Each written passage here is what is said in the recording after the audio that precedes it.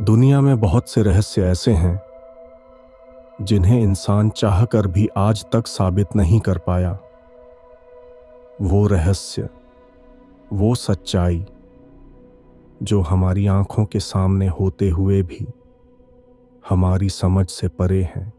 ऐसे रहस्यों का सबसे बड़ा घर है जंगल, जहां अंधेरे में सिर्फ पेड़ और जानवर नहीं, बल्कि वो भी छुपे हैं जिनका जिक्र कहीं भी नहीं मिलता। आज मैं आपको एक ऐसी ही हकीकत से रूबरू करवाने जा रहा हूं, तो चलिए कहानी शुरू करते हैं। ये 2011 के दिसंबर महीने की बात है। उन दिनों मैं उत्तराखंड जिले के एक छोटे से जंगल में गार्ड की नौकरी करता था। काम ऊपर से आसान लगता था, लेकिन असल में जिम्मेदारी बहुत थी। हमें दिन रात इस बात का ध्यान रखना होता था कि जंगल में न कोई शिकारी चोरी छिपे जानवरों का शिकार करे और न ही कोई लकड़ी माफिया पेड़ काटकर बाहर ले जाए। गार्ड की ड्यूटी सिर्फ गश्त तक सीमित नहीं थी। कई बार हमें रात में अचानक जंगल के भीतर जाना पड़ता, जब जानवरों की आवाजें सुनाई देती या कहीं से धुएं का इशारा मिलता। कभी कभी गांव वाले भी चोरी छिपे लकड़ी काटने चले आते थे, जिन्हें पकड़ना आसान नहीं होता था। ऊपर से जंगल का इलाका सुनसान और घना था, जहां हल्की सी आहट भी कई बार दिल की धड़कन बढ़ा देती थी। सब कुछ रोज की तरह ही चल रहा था, लेकिन एक दिन अचानक मुझे सूचना मिली कि मुझे और एक फॉरेस्ट मेंटेनेंस ऑफिसर को जरूरी काम से भोपाल के जंगल में भेजा जा रहा है। कई घंटों के लंबे सफर के बाद जब मैं भोपाल पहुंचा, तो वहां मेरी मुलाकात रिचर्ड विल्सन से हुई। वो काफी लंबे कद के थे, हल्की दाढ़ी और गहरी आंखों वाले। चाल ढाल में एक अजीब सी गंभीरता थी और पहली नजर में ही लग रहा था कि जंगलों का पुराना और अनुभवी आदमी है। हम दोनों को आदेश मिला था कि शहर से लगभग 50 किलोमीटर दूर फैले उस जंगल के हिस्से की गश्त करनी है, जहां पिछले कुछ समय से अजीब घटनाओं की रिपोर्ट आ रही थी। लोगों का कहना था कि रात में वहां से अजीब सी आवाजें आती हैं, और वहां भेजा गया एक गश्ती दल अब तक वापस नहीं लौटा था। रास्ते में चलते हुए अजय ने मुझे धीमी आवाज में बताया, ये इलाका आमतौर पर शांत रहता है, लेकिन पिछले महीने यहां लकड़ी की अवैध कटाई हुई थी, और कुछ गार्डों का कहना है कि उन्होंने रात में किसी को पेड़ों के बीच घूमते हुए देखा था। मैंने बस हल्का सा सिर हिलाया। और हमें सिखाया गया था कि डर को कभी अपने ऊपर हावी नहीं होने देना। रवाना होने से पहले हमने जीप का टैंक फुल करवा लिया और फिर जंगल की तरफ निकल पड़े। रास्ता कच्चा था, दोनों तरफ घने पेड़ खड़े थे और बीच बीच में छोटे छोटे नाले बह रहे थे। हवा में मिट्टी और गीली पत्तियों की गंध घुली हुई थी। करीब 1 घंटे बाद हमारी जीप उस जगह पहुंची जहां से आगे का रास्ता और संकरा हो गया। हमने गाड़ी को किनारे लगाया, दरवाजे खोले और सामान उतारा। थोड़ी दूरी पैदल चलना था, इसलिए टॉर्च और बाकी जरूरी चीजें हाथ में ली। कुछ देर जंगल के भीतर चलते ही सामने एक छोटा सा खुला इलाका दिखा। वहीं सरकारी लकड़ी का बना पुराना केबिन खड़ा था, चारों तरफ घने पेड़ों से घिरा हुआ, जैसे कोई भूल भुलैया हो। वही हमारा ठिकाना था। शाम ढल चुकी थी, आसमान पर बादल थे और हल्की फुहार पड़ रही थी। हमने दरवाजा खोला, लालटेन जलाई और थोड़ी सफाई के बाद केबिन के सामने बैठकर खाना खा लिया। रात की गश्त शुरू करनी थी, इसलिए अजय ने नक्शा फैलाया। हम पहले दक्षिणी हिस्से की तरफ चलेंगे, वहां नदी के किनारे ज्यादा हलचल रहती है। फिर धीरे धीरे उत्तर की तरफ बढ़ेंगे। मैंने हामी भरी, हथियार चेक किए और टॉर्च की बैटरी देखी। करीब 9 बजे हम दोनों गश्त के लिए निकले। जंगल पूरी तरह अंधेरे में डूबा था। टॉर्च की रोशनी बस उतना ही दिखा पा रही थी जितना पैरों के सामने का रास्ता। चलते हुए मिट्टी की नमी और गीली पत्तियों की खुशबू हवा में तैर रही थी। कभी झींगुरों की आवाज, तो कभी किसी टहनी के टूटने की हल्की खट। यही सब सुनाई देता रहा। धीरे धीरे हम नदी के पास पहुंचे। अचानक अजय रुक गया। उसने धीमे स्वर में कहा, सुनो, कुछ आवाज आई। मैंने भी कदम रोक दिए। कुछ पल कान लगाए खड़ा रहा। और हाँ, पानी की धार के ऊपर से किसी के हल्के हल्के कदमों की आहट साफ सुनाई दे रही थी। हमने एक साथ टॉर्च उस दिशा में घुमाई। सामने सिर्फ गीली घास थी और चारों तरफ वही घना अंधेरा। अजय ने धीमे स्वर में कहा, चलो आगे बढ़ते हैं, लेकिन सतर्क रहो। हम दोनों नदी किनारे से आगे बढ़े। पेड़ और घने होते जा रहे थे। जमीन दलदली और फिसलन भरी थी। टॉर्च की रोशनी बार बार सरक जाती और कई बार हमें अपना ही साया डराने लगता। करीब आधा किलोमीटर चलने के बाद अजय अचानक रुक गया। उसने टॉर्च झाड़ियों की तरफ डाली। वहां जमीन पर एक पुरानी फटी हुई शर्ट पड़ी थी। कपड़ा पूरी तरह गीला था और कीचड़ से सना हुआ, लेकिन देखकर साफ समझ आ रहा था कि वो किसी इंसान की ही थी। हमने झाड़ियां और हटाई तो पास ही एक टूटी हुई टॉर्च पड़ी मिली। उसकी बैटरी पूरी तरह जंग खा चुकी थी। थोड़ा आगे बढ़े तो मिट्टी में धंसी एक जोड़ी घिसे हुए जूते नजर आए। वो सब देखकर मेरी रीढ़ में ठंडी सिहरन दौड़ गई। मैंने पूछा, ये किसी गश्ती गार्ड का तो नहीं होगा? अजय ने बिना कुछ कहे सब सामान एक थैले में डाल लिया। जो भी है चौकी में रिपोर्ट करना पड़ेगा। सबूत संभाल कर रखना जरूरी है। हम दोनों ज्यादा देर वहां नहीं रुके। माहौल वैसे ही अजीब था। हम तेज कदमों से वापस केबिन की तरफ लौटने लगे। जंगल के बीच से लौटते वक्त बार बार ऐसा महसूस हो रहा था जैसे कोई हमें पीछे से देख रहा हो। कई बार मैंने अचानक मुड़कर टॉर्च घुमाई, लेकिन वहां सिर्फ पेड़ और सन्नाटा था। करीब 11 बजे हम केबिन लौटे। लालटेन जलाई और भीगे हुए कपड़े उतारकर सुखाने के लिए टांग दी। फिर अजय ने थैले से वो सब चीजें निकाली और मेज पर रख दी। फटी हुई शर्ट, टूटी टॉर्च और पुराने जूते। केबिन की रोशनी में वो सामान और भी डरावना लग रहा था। ऐसा महसूस हो रहा था जैसे ये सब हाल ही में किसी के शरीर से अलग हुए हों। रात गहरी होती गई और तभी लगा जैसे कोई केबिन के बाहर धीरे धीरे कदम रख रहा हो। मैंने सांस रोक ली। बाहर से आती आहट धीरे धीरे रुक गई।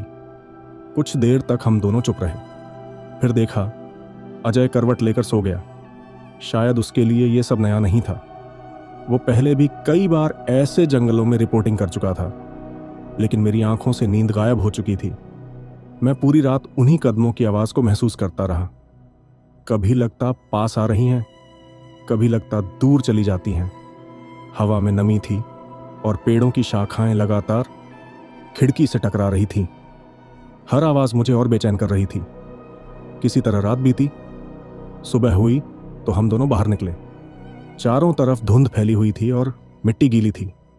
मैंने जैसे ही केबिन के पास जमीन पर नजर डाली, मेरी रूह कांप गई। वहां मिट्टी पर बड़े बड़े पैरों के निशान साफ नजर आ रहे थे। अजय झुका और उन पैरों के निशानों को गौर से देखने लगा। उसने मिट्टी पर हाथ रखकर दबाव महसूस किया। धीरे से बोला, ये किसी बड़े जानवर के भी नहीं हो सकते।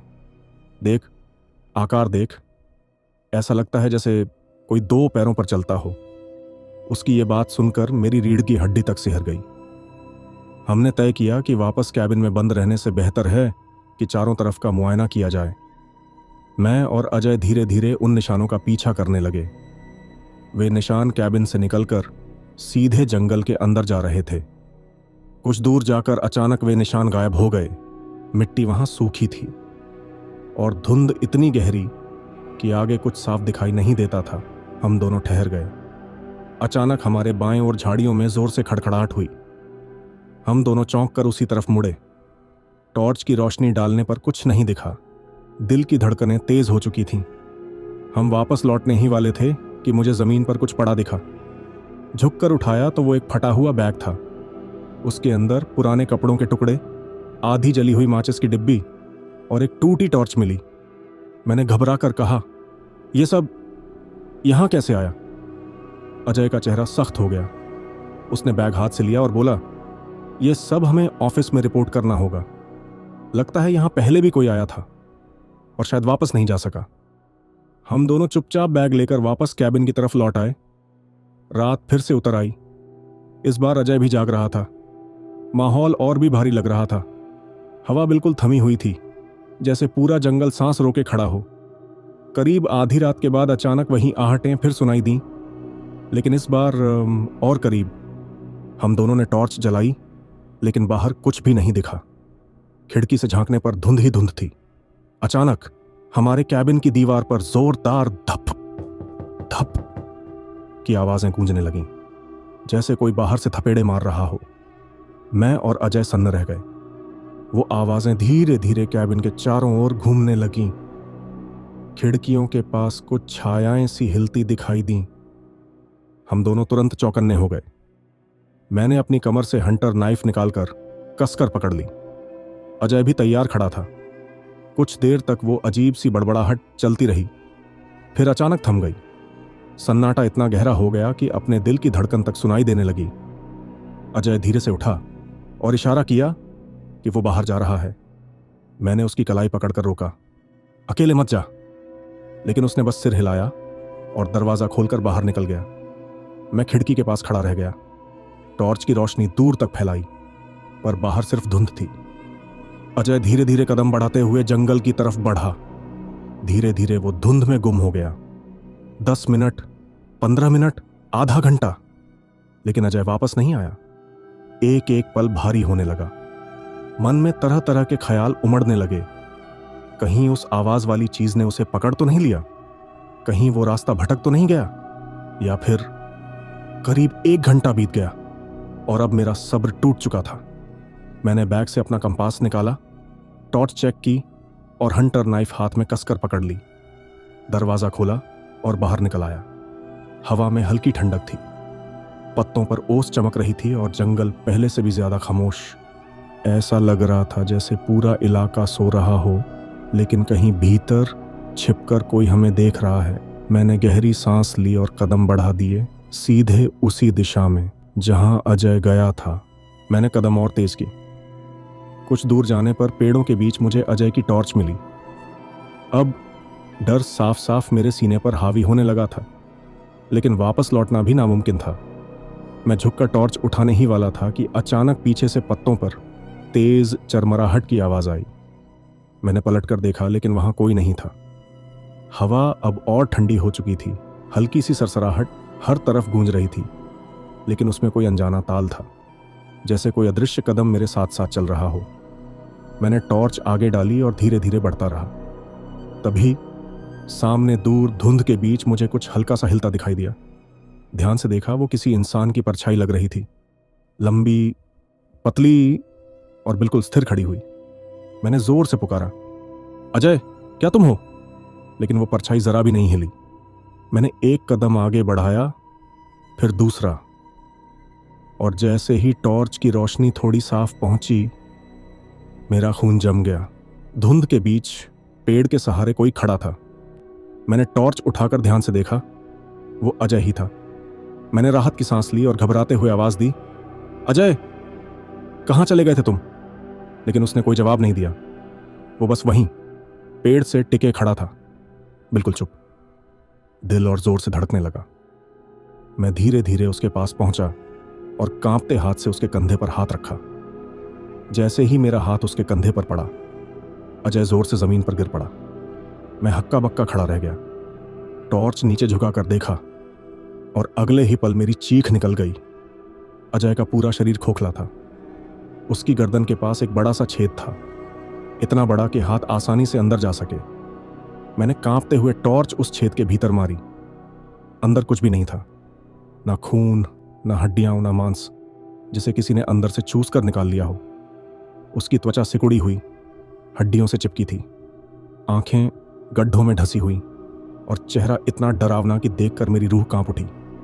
मेरे पैरों तले जमीन खिसक गई, गला सूख गया। मैंने जोर से चीख मारी और अंधाधुंध भागना शुरू कर दिया।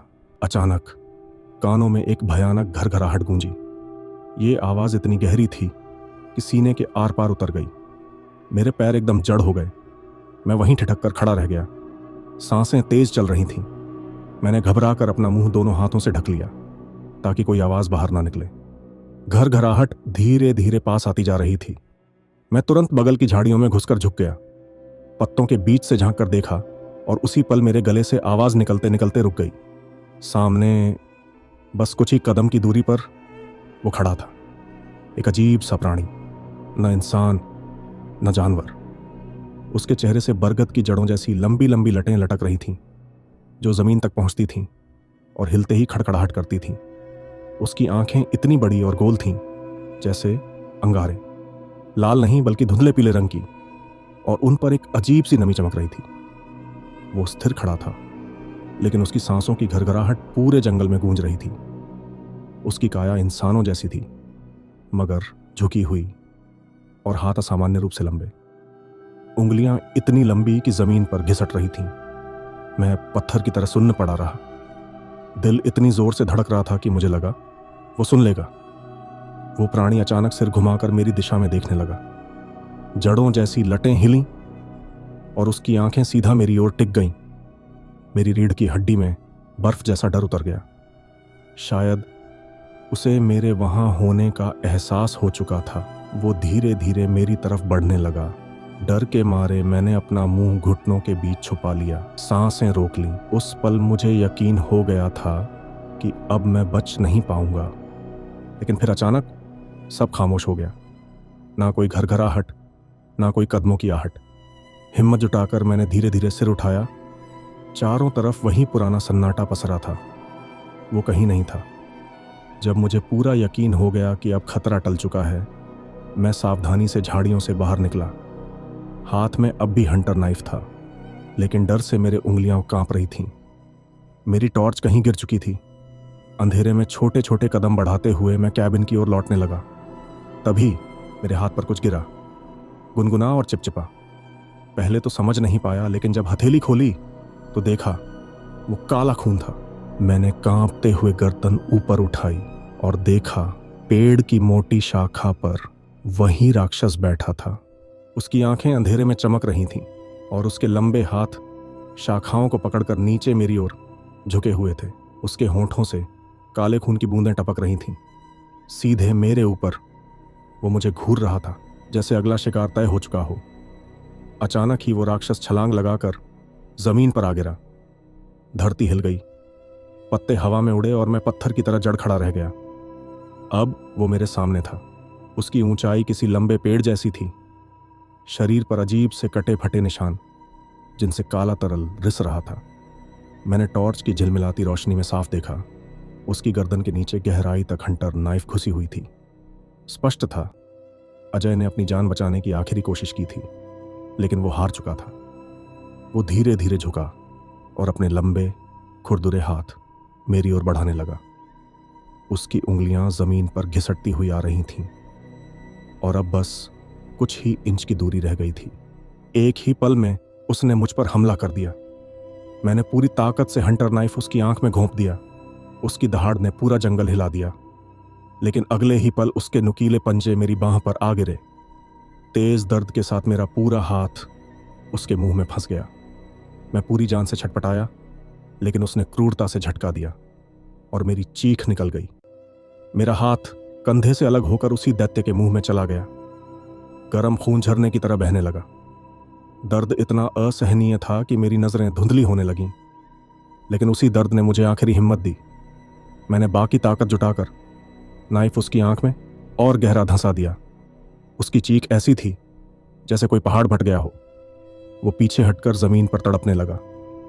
ये मौका देखकर मैं लड़खड़ाते कदमों से खून के धारे पीछे छोड़ते हुए दौड़ पड़ा। बस कैबिन तक पहुंचने की जद्दोजहद थी। किसी तरह मैं कैबिन तक पहुंचा। खून की धारा रुकने का नाम नहीं ले रही थी। मैंने कांपते हाथों से फर्स्ट एड बॉक्स खोला और पट्टियां कसकर बांध दी। जलन इतनी थी कि जैसे नसें जलकर राख हो रही हों। कुछ ही मिनटों में मेरी आंखें बोझिल होने लगीं। मैं फर्श पर धड़ाम से गिर पड़ा और बेहोशी ने मुझे पूरी तरह निगल लिया। जब आंख खुली तो खिड़की से धूप छनकर भीतर आ रही थी। सुबह हो चुकी थी। सिर भारी था, पर जिंदा होने का एहसास अभी भी था। अजय का ख्याल आते ही मेरी आंखें भर आईं। रोते हुए मैं उठा और वहीं सबूत, फटे कपड़े, जूते और वो टूटी टॉर्च बैग में भर लिए। जानता था ये चीजें ही अब मेरी गवाही बनेंगी। डगमगाते कदमों से किसी तरह कैबिन से निकला और उस गाड़ी तक पहुंचा जिससे हम कल रात यहां आए थे। गाड़ी स्टार्ट करते ही इंजन की घर्राहट ने जैसे मेरे अंदर की हिम्मत लौटा दी। मैंने आंखें पोंछीं और जंगल से बाहर निकल पड़ा। शहर लौटकर मैंने सब कुछ बताया, हर खौफनाक बात, हर आवाज, हर निशान और अजय की मौत। उन्होंने मेरी बात ध्यान से सुनी, फिर बस एक लिफाफा मेरी तरफ बढ़ा दिया। ये रख लो और इस बारे में कहीं कुछ मत कहना। मैंने समझ लिया, ये इनाम नहीं, चुप रहने की कीमत थी। उस रात मैं सिर्फ अजय को नहीं खोया, मैंने अपना हाथ भी हमेशा के लिए गंवा दिया। अब मैं न किसी बड़े प्रोजेक्ट का हिस्सा हूं, न किसी खास टीम का, बस एक साधारण जू में सिक्योरिटी गार्ड की नौकरी करता हूं। लोग मुझे देखते हैं तो सोचते हैं सब ठीक है, पर सच ये है कि मैं आज भी उस रात से बाहर नहीं निकल पाया। वो खौफ अब तक मेरे साथ जिंदा है।